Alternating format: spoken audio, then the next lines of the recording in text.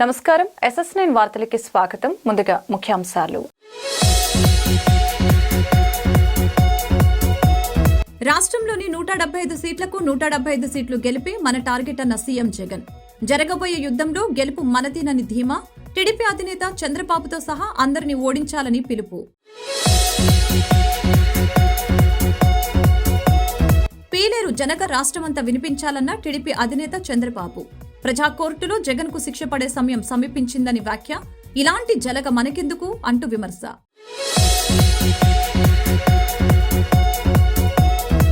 CM Jagan పై మరొకసారి మండిపడ్డ AP Congress chief Sharmila. Gundlakamma ప్రాజెక్టును పరిశీలించిన షర్మిల, వైఎస్ కట్టిన ప్రాజెక్టు మెయింటెనెన్స్ కూడా చేయని మీరు వైఎస్ వారసుడు ఎలా అవుతారని ప్రశ్న.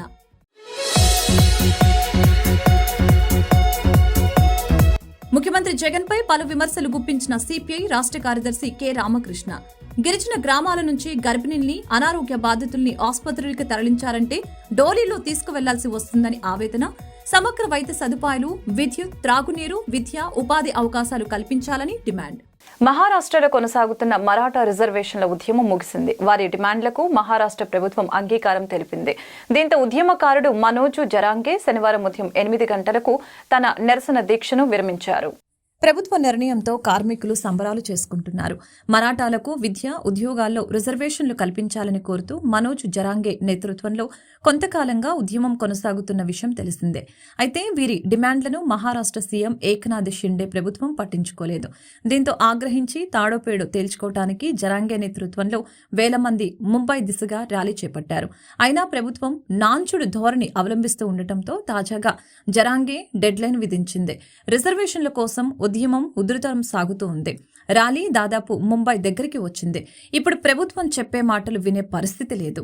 కాబట్టి ప్రభుత్వం శనివారం ఉదయం 11 గంటలలోపు అధికారిక ప్రకటన చేయాలి. లేకుంటే 12 గంటలకు కార్యాచరణ ప్రకటిస్తా. మా అడుగులు ముంబైలోని ఆజాద్ మైదాన్ దిశగానే పడుతాయి. ఒక్కసారి అడుగు పడిందంటే వెనక్కి తిరిగి చూసేది లేదు. మా డిమాండ్ను సాధించుకున్నాకే తిరిగి ఇంటికి వెళ్తామని జరాంగే ప్రభుత్వాన్ని హెచ్చరించారు. శుక్రవారం నుంచి తిండి తినటం మానేశానని, కేవలం నీళ్లు తాగుతున్నానని తెలిపారు. తమ న్యాయబద్దమైన డిమాండ్లను ప్రభుత్వం అర్థం చేసుకోవాలని సూచించారు. వీరి డెడ్లైన్కు దిగి వచ్చిన మహా సర్కారు డిమాండ్లను నెరవేర్చేందుకు అంగీకరించింది. దీంతో వారు దీక్షను విరమించారు. పొరుగు దేశం పాకిస్తాన్లో న్యూమోనియా విజృంభిస్తూ ఉంది. ఈ ఏడాది ప్రారంభం నుంచి ఇప్పటి వరకు సుమారు 10,000కు పైగా న్యూమోనియా కేసులు నమోదయ్యాయి. ఈ 3 వారాల్లోనే న్యూమోనియా కారణంగా పంజాబ్ ప్రావిన్స్లో 200 మందికి పైగా చిన్నారులు ప్రాణాలు కోల్పోయారు. ప్రావిన్స్లో జనవరి 1వ తేదీ నుంచి ఇప్పటి వరకు 10,520 న్యూమోనియా కేసులు నమోదైనట్లు పంజాబ్ ప్రభుత్వం శుక్రవారం వెల్లడించింది. మొత్తం 220 మంది చిన్నారులు ప్రాణాలు కోల్పోయినట్లు పేర్కొంది. వీరంతా 5 ఏళ్లలోపు పిల్లలేనని స్పష్టం చేసింది. పంజాబ్ రాజధాని లాహోర్లోనే 47 మంది చనిపోయినట్లు ప్రకటించింది. అతి శీతల వాతావరణం కారణంగానే ఈ మరణాలు సంభవించినట్లు తెలిపింది. ప్రాణాలు కోల్పోతున్న వారిలో ఎక్కువ మంది పోషకాహార లోపం, న్యూమోనియా వ్యాక్సిన్ తీసుకోని వారేనని స్పష్టం చేసింది. గత ఏడాది పంజాబ్ ప్రావిన్స్లో న్యూమోనియా కారణంగా 990 మంది మరణించినట్లు ప్రభుత్వం తెలిపింది. మరొక వైపు శీతల వాతావరణ పరిస్థితుల నేపథ్యంలో జనవరి 31 వరకు పంజాబ్ ప్రావిన్స్లో పాఠశాలలు ఉదయం తెరుచుకోవడంపై ప్రభుత్వం నిషేధం విధించింది. రాష్ట్రంలోని 175 సీట్లకు 175 సీట్లు గెలిపే మన టార్గెట్ అని ఆంధ్రప్రదేశ్ రాష్ట్ర ముఖ్యమంత్రి వైఎస్ జగన్మోహన్ రెడ్డి అన్నారు. భీమిలిలో నిర్వహించిన సిద్ధం సభలో జగన్ మాట్లాడారు. ఈ యుద్ధంలో గెలుపు మనదేనని అన్నారు. భీమిలిలో అటు సముద్రం, ఇటు జనసంద్రం కనిపిస్తుందని అన్నారు. మనం చేసే మంచి పనులే మనల్ని గెలిపిస్తాయని అన్నారు. ఈ అర్జునుడికి తోడు దేవుడితో పాటు ప్రజలు ఉన్నారని తెలిపారు. చంద్రబాబుకు ఒంటరిగా పోటీ చేసే ధైర్యం లేదని అన్నారు. చంద్రబాబుతో సహా అందరినీ ఓడించాలని అన్నారు. 2019 నుంచి 2024 అంటే మీ ప్రభుత్వంలో, మీ బిడ్డ ప్రభుత్వంలో ఈ 5 సంవత్సరాలలో ఆ అక్క చెల్లెమ్మల బ్యాంకు ఖాతాల్లోకి, ఆ రైతన్నల బ్యాంకు ఖాతాల్లోకి, ఆ అవ్వాతాతల చిరునవ్వుల మధ్య మీ జగన్ ప్రభుత్వం అందించిన సొమ్ము చూడమనండి అని చెప్పి కూడా అడగండి. ఆ ప్రతి ఇంట్లోనూ కూడా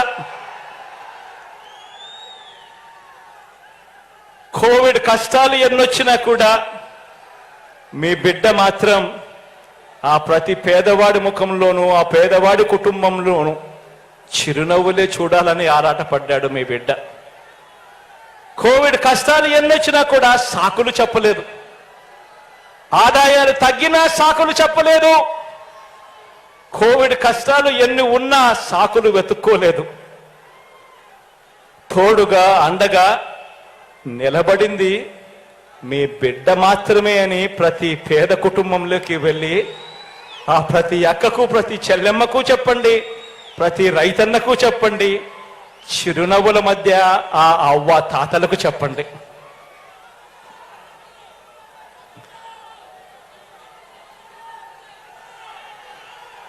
వార్డు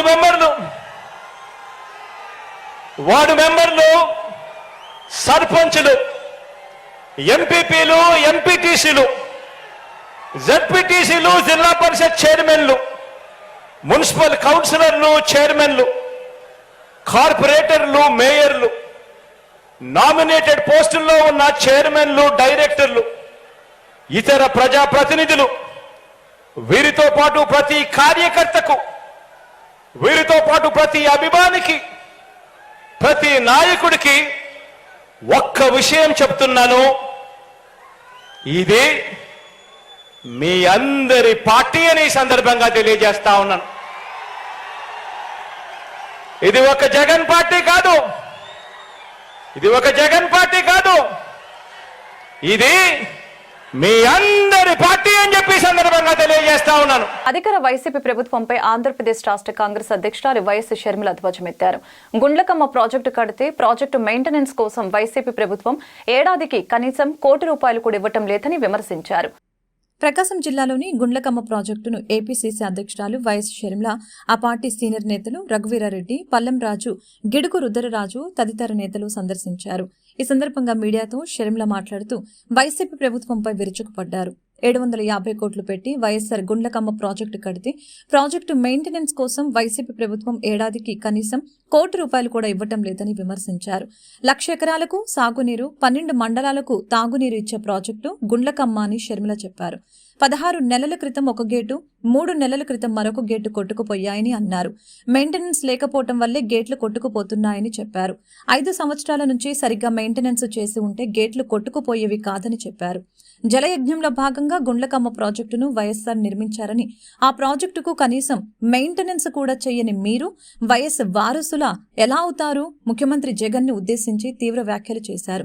గేట్లు కొట్టుకుపోవటం వల్ల 2 టీఎంసీల నీరు వృధాగా సముద్రంలోకి వెళ్లిందని ఆవేదన వ్యక్తం చేశారు. ప్రాజెక్టు ఖాళీ కావడంతో నీళ్లు లేక ఆయకట్టు రైతులు, ప్రజలు ఆందోళన చెందుతున్నారని చెప్పారు. రాజశేఖర రెడ్డి ఆశయాలను నిలబెడుతున్నానని జగనన్న అంటున్నారని, ఇదేనా ఆశయాలను నిలబెట్టడమని విమర్శించారు.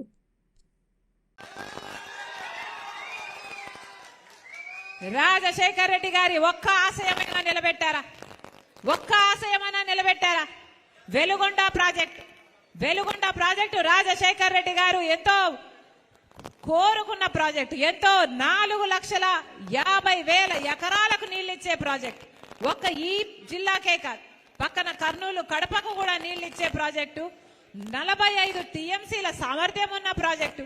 రాజశేఖర రెడ్డి గారు 60% పనులు పూర్తి చేసి పోతే ఆ తర్వాత చంద్రబాబు గారు కనీసం తట్టడు మట్టడి తీసిపోసాడా?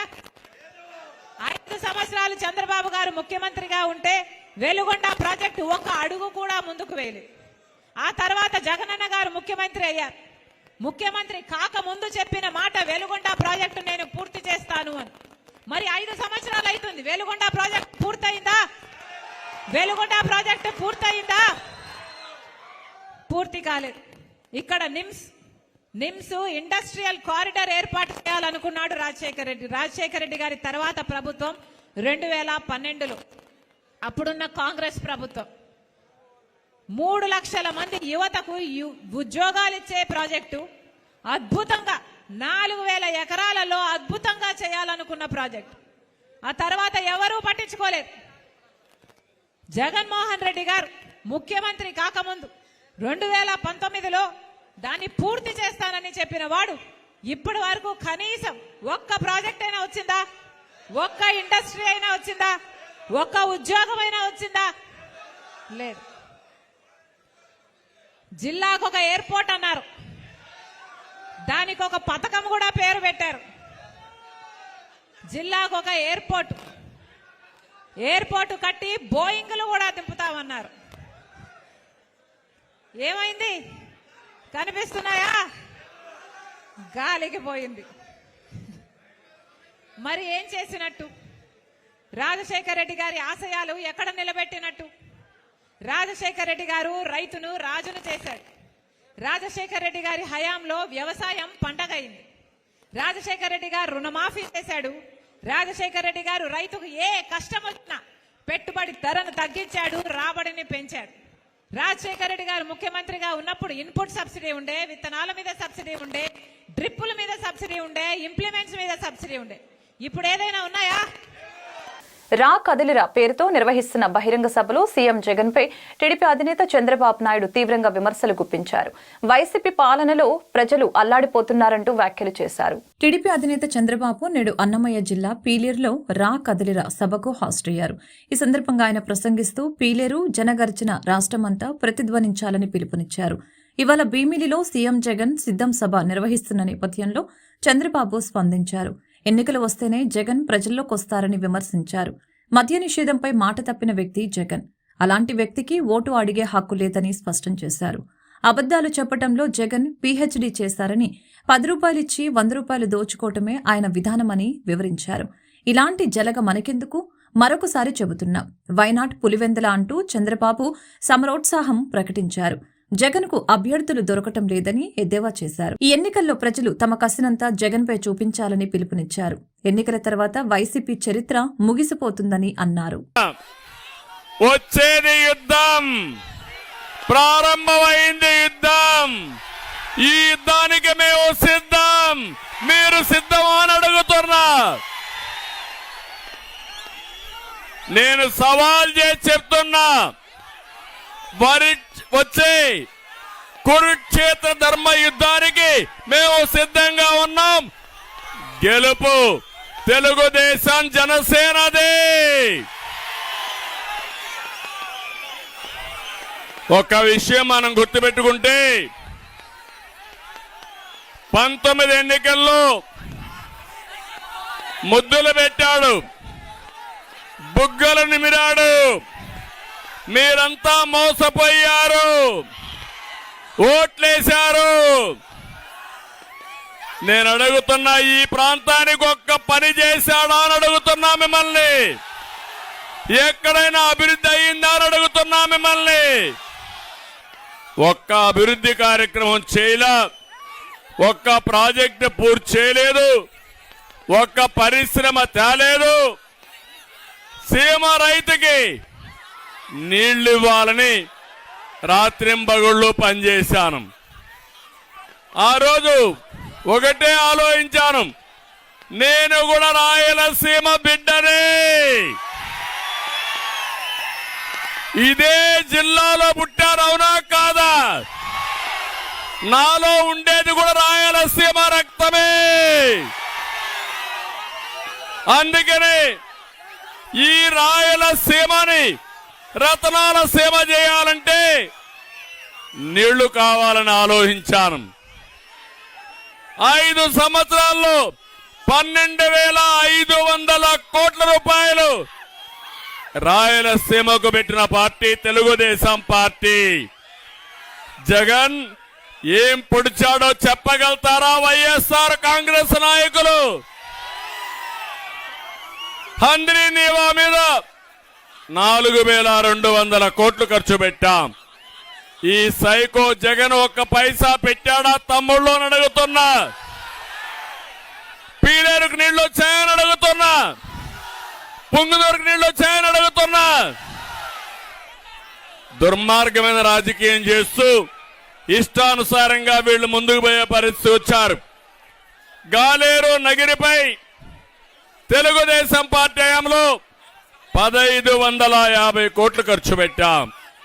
5 ఏళ్లయింది, 2,000 కోట్లు కూడా ఖర్చు పెట్టినటువంటి ఈ జగన్ ప్రభుత్వాన్ని ఏమనాలని నేను అడుగుతున్నా.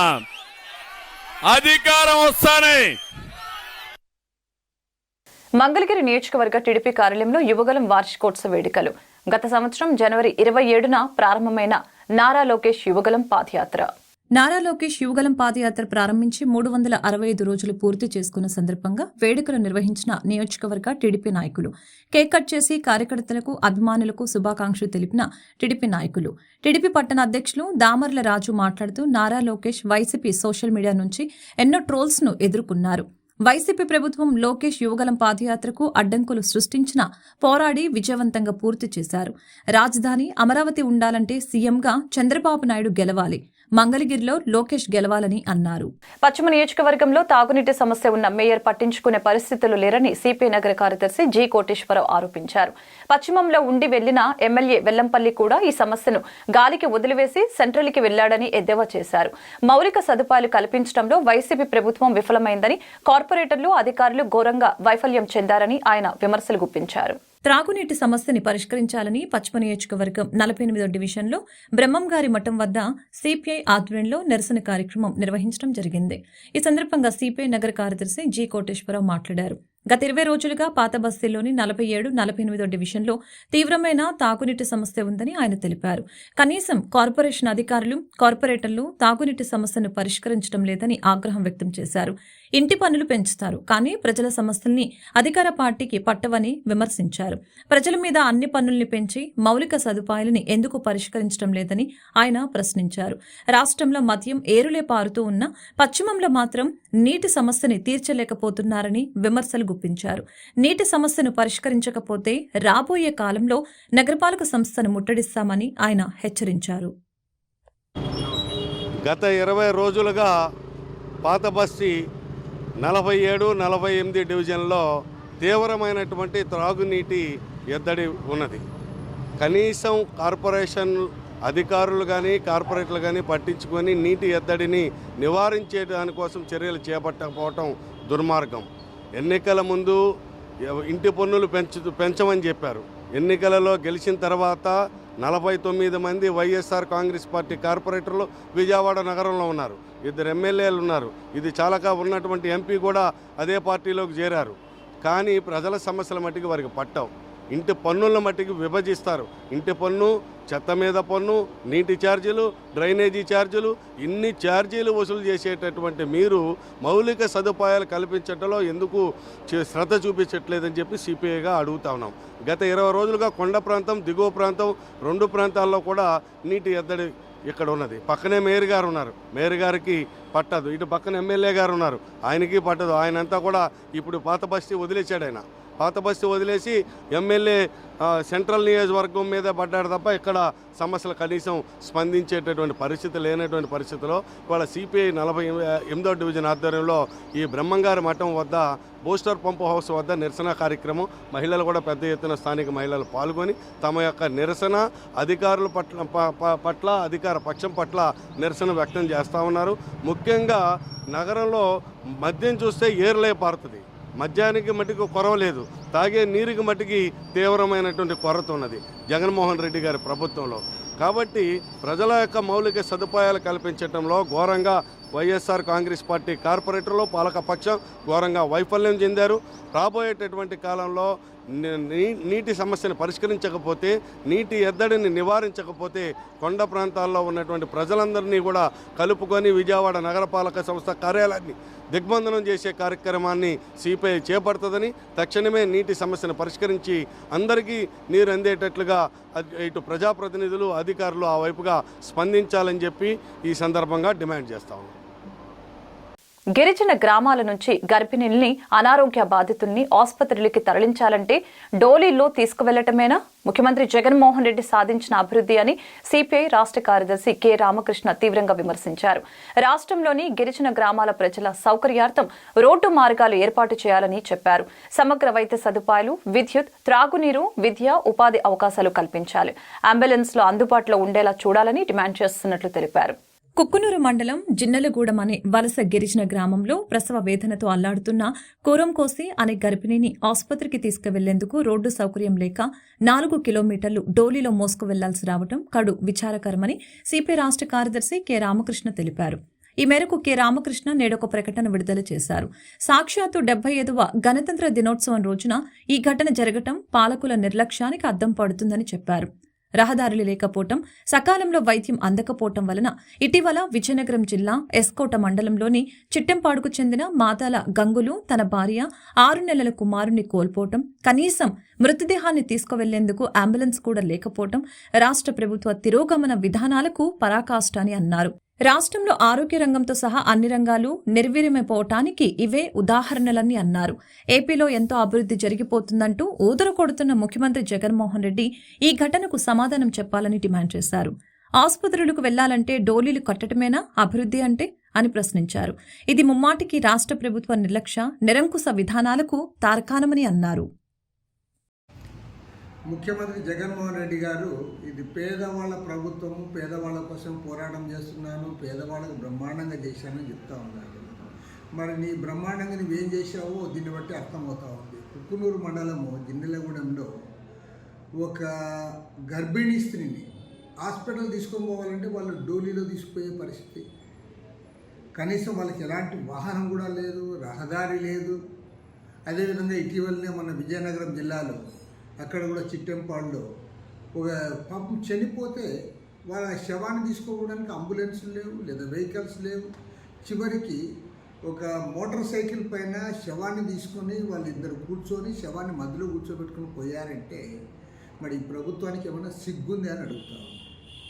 ఒక పనికి మానే ప్రభుత్వం, మీరు అధికారంలో ఉన్నారు కాబట్టి గ్రామాలకు రోడ్లు వేయలేకపోతూ ఉన్నారు. వారి కమ్యూనికేషన్ సౌకర్యం కల్పించడంలో, వైద్య సౌకర్యం కల్పించడంలో, పైగా ముఖ్యమంత్రి గారేమో బ్రహ్మాండంగా ఇంటర్వ్యూలు ఇస్తూ ఉన్నాడు. విద్యకు వైద్యకు బ్రహ్మాండంగా నిధులు కేటాయించాము, అసలు అందరినీ మమ్మల్ని ఆదర్శంగా తీసుకోవాలని చెప్తా ఉన్నాను. నీ ఆదర్శం ఏమిటి? వారు చనిపోతే శవాలను మోటార్ సైకిల్ మీద తీసుకోవడము, లేకపోతే ఒక గర్భిణీ స్త్రీకి ఆసుపత్రి తీసుకొని పోవాలంటే డోలీలో మోసుకోవడము. కాబట్టి ఏమంటే ఇవాళ ప్రభుత్వానికి ఏమాత్రం సిగ్గు శరం ఉన్నది, చిత్తశుద్ధి ఉన్నది. కనీసం ఇప్పటికైనా ఆ వర్గాలపైన దృష్టి సారించాలి. నువ్వు ఆ వర్గాల ఓట్లు పొందావు, అధికారం లేకొచ్చావు, ఆ సీట్లన్నీ మావే అంటావు. మాట చెప్తే నా ఎస్సీలు, నా ఎస్టీలు, నా బీసీలు అని చెప్తా ఉన్నావు. మరి నీ ఎస్సీలు, నీ ఎస్టీలు ఏ రకంగా ఉన్నారో దీన్ని బట్టి అర్థమవుతావు. వాళ్ళకి కనీస సౌకర్యాలు కల్పించకుండా, మానవ మాతృలుగా జీవించడానికి వాళ్ళకి ఎలాంటి సదుపాయాలు కల్పించకుండా నువ్వు ఇవాళ వాళ్ళకి అన్యాయం చేస్తూ ఉన్నావు. మళ్ళీ వాళ్ళ పేరు చెప్పుకొని వాళ్ళ అధికారంలో ఉండి అధికారాన్ని అనుభవిస్తూ వాళ్ళకే ద్రోహం చేస్తూ ఉన్నాం. సభ్య సమాజం తీవ్రంగా దీన్ని ఖండించాలని చెప్పి కూడా సిపిఐ తరఫున కోరుతాం. ప్రభుత్వం తక్షణమే డిఎస్సి నోటిఫికేషన్ విడుదల చేయాలని ఉభయ గోదావరి జిల్లాల ఎమ్మెల్సీ ఐ వెంకటేశ్వర్లు డిమాండ్ చేశారు. జగన్ సర్కార్ రాష్ట్ర నిరుద్యోగుల్ని మోసం చేశారని మండిపడ్డారు. గాంధీనగర్ ధర్నా చౌక్ వద్ద డిఎస్సి సాధన కోసం డివైఎఫ్ఐ ఆధ్వర్యంలో డివైఎఫ్ఐ నాయకులు నిరుద్యోగులు 36 గంటల దీక్ష చేపట్టారు. ఈ దీక్షను ఉభయ గోదావరి జిల్లాల ఎమ్మెల్సీ ఐ వెంకటేశ్వర్లు ప్రారంభించారు. ఉభయ గోదావరి జిల్లాల ఎమ్మెల్సీ ఐ వెంకటేశ్వరరావు మాట్లాడుతూ సీఎం జగన్మోహన్ రెడ్డి అధికారంలోకి వచ్చాక ఒక్క డిఎస్సీ నోటిఫికేషన్ విడుదల చేయలేదని, డిఎస్సీ ఇవ్వని ముఖ్యమంత్రిగా జగన్ చరిత్రలో మిగిలిపోతారని మండిపడ్డారు. జగన్ సర్కార్ రాష్ట్ర నిరుద్యోగుల్ని మోసం చేశారని మండిపడ్డారు. తక్షణమే డిఎస్సీ నోటిఫికేషన్ విడుదల చేయాలని, లేకుంటే మా పోరాటాన్ని ఉధృతం చేస్తామని ఎమ్మెల్సీ ఐ వెంకటేశ్వరరావు హెచ్చరించారు. అనంతరం డివైఎఫ్ఐ రాష్ట్ర కార్యదర్శి జి రామన్న మాట్లాడుతూ డిఎస్సీ కోసం అనేక విధాలుగా పోరాడినా ప్రభుత్వం స్పందించడం లేదని ఆవేదన వ్యక్తం చేశారు. దాడి మురళీకృష్ణ, స్టూడెంట్స్ యూనియన్, ఈరోజు అన్ఎంప్లాయ్మెంట్ అండ్ స్టూడెంట్ ఫెడరేషన్ ఆధ్వర్యంలోని ఇక్కడ విద్యార్థులతో ధర్నా చేస్తున్నాము. ఇక్కడ మాకు కావాల్సింది ఒకటే, ఉచితాలు వద్దు, భవిష్యత్తు కావాలి. అలాగే మైనార్టీ జిల్లాకు ఒక మైనార్టీ కాలేజెస్ ఇస్తానని చెప్పని గతంలో గవర్నమెంట్ ప్రామిస్ చేసింది. కానీ జిల్లాకు ఒక కాలేజీ కాదు కదా, 5 జిల్లాలకు కూడా ఒక మైనార్టీ కాలేజీ లేదు. అలాగే స్టూడెంట్స్ ఫీజు రియంబర్స్మెంట్లు వస్తాయనే నమ్మకంతో చాలామంది విద్యార్థులు కాలేజీలో జాయిన్ అయ్యారు. జాయిన్ అయిన తర్వాత వాళ్ళకి ఏదో ఒక నెపంతో ఫీజు రియంబర్స్మెంట్ రాకపోవడంతో వాళ్ళు అత్యధిక ఫీజులు కట్టలేక ఎయిడెడ్ కాలేజెస్ అని చెప్పని డివైడ్ చేసిన తర్వాత గవర్నమెంట్ కంట్రోల్ లేకపోవడంతో ఈరోజు స్టూడెంట్స్ ఫీజులు కట్టలేక చాలామంది సర్టిఫికెట్లు కాలేజీలో స్ట్రక్ అయిపోయాయి. మ్యాక్సిమం 22% ఆఫ్ ది స్టూడెంట్స్వి కంపేర్ టు టోటల్ ఎంబీబీఎస్ నుంచి ఎల్కేజీ వరకు చాలామంది స్టూడెంట్స్వి కాలేజీల్లో స్కూల్లో స్ట్రక్ అయిపోయి సర్టిఫికెట్లు తీసుకోలేక చాలా ఇబ్బందులు పడుతున్నారు. అంటే 4 లక్షల నుంచి 5 లక్షల మంది స్టూడెంట్స్ వాళ్ళ సర్టిఫికెట్లు కనుక లోపల ఉండటం వల్ల వాళ్ళు జాబులు జాయిన్ అవుదామన్నా, ప్రైవేట్ కంపెనీలో జాయిన్ అవుదామన్నా ఈ సర్టిఫికెట్లు వెరిఫికేషన్ కోసం సర్టిఫికెట్లు లేక వాళ్ళు చాలా ఇబ్బందులు పడుతున్నారు. దీంట్లోనూ ఇప్పుడు అందరూ గంజాయిలు పెరుగుతున్నాయి, చెడు వ్యసనాలకు వెళ్తున్నారని గవర్నమెంట్ చెప్తుంది. దానికి వెళ్ళడానికి కారణం ఇవే మెయిన్ రీజను. వాళ్ళకి ఉద్యోగాలు దొరక్క చెడు వ్యసనాలకు అలవాటు అవుతున్నారు. మేము ఇమీడియట్లీ ఎల్కేజీ నుంచి పీజీ వరకు ఫీజు రియంబర్స్మెంట్లు రిలీజ్ చేయాలి. అలాగే ఎవరైతే అర్హత ఉన్న స్టూడెంట్స్ సర్టిఫికెట్లు కాలేజీలో స్ట్రక్ అయిపోయినాయో వాళ్ళని ఇమీడియట్లీ కాలేజీలో సర్టిఫికెట్లు తీసుకురావాలని కోరుచున్నాం. మేము ఇప్పుడే హెచ్చరిస్తున్నాం. ఇది కనుక మీరు గవర్నమెంట్ కనుక సీరియస్గా తీసుకొని ముందుకు రాకపోతే ఆంధ్రప్రదేశ్ మొత్తం బస్సు యాత్ర చేసి స్టూడెంట్స్ మొత్తం బయటకు వచ్చి మేము ధర్నాలు ఉద్యమాలు చేయాల్సి వచ్చింది. మీరు సిద్ధం అన్నారు. దేనికి సిద్ధం మాకు ముందు చెప్పండి. మాకు ఉచితాలు వద్దు, భవిష్యత్తు కావాలి. అది ఇచ్చే దమ్ముంటే మీరు సిద్ధం కండి. అది ఇవ్వలేనప్పుడు సిద్ధం వద్దు, మాకేమీ వద్దు, మాకు కావాలి. వార్తలు ముగించే ముందు ముఖ్యాంశాలు మరొకసారి. రాష్ట్రంలోని 175 సీట్లకు 175 సీట్లు గెలిపి మన టార్గెట్ అన్న సీఎం జగన్. జరగబోయే యుద్ధంలో గెలుపు మనదేనని ధీమా. టీడీపీ అధినేత చంద్రబాబుతో సహా అందరినీ ఓడించాలని పిలుపు. పీలేరు జనగర్జన రాష్ట్రమంతా వినిపించాలన్న టీడీపీ అధినేత చంద్రబాబు. ప్రజా కోర్టులో జగన్ కు శిక్ష పడే సమయం సమీపించిందని వ్యాఖ్య. ఇలాంటి జలగ మనకెందుకు అంటూ విమర్శ.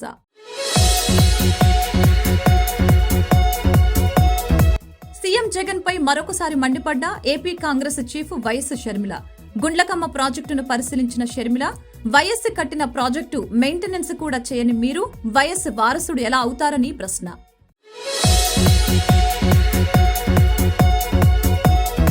ముఖ్యమంత్రి జగన్ పై పలు విమర్శలు గుప్పించిన సిపిఐ రాష్ట్ర కార్యదర్శి కె రామకృష్ణ. గిరిజన గ్రామాల నుంచి గర్భిణుల్ని, అనారోగ్య బాధితుల్ని ఆసుపత్రులకు తరలించారంటే డోలీలో తీసుకువెళ్లాల్సి వస్తుందని ఆవేదన. సమగ్ర వైద్య సదుపాయాలు, విద్యుత్, త్రాగునీరు, విద్య, ఉపాధి అవకాశాలు కల్పించాలని డిమాండ్. ఈ వార్తలు ఇంతటితో సమాప్తం. మరొక బులెటిన్లో మళ్ళీ కలుద్దాం. నమస్కారం.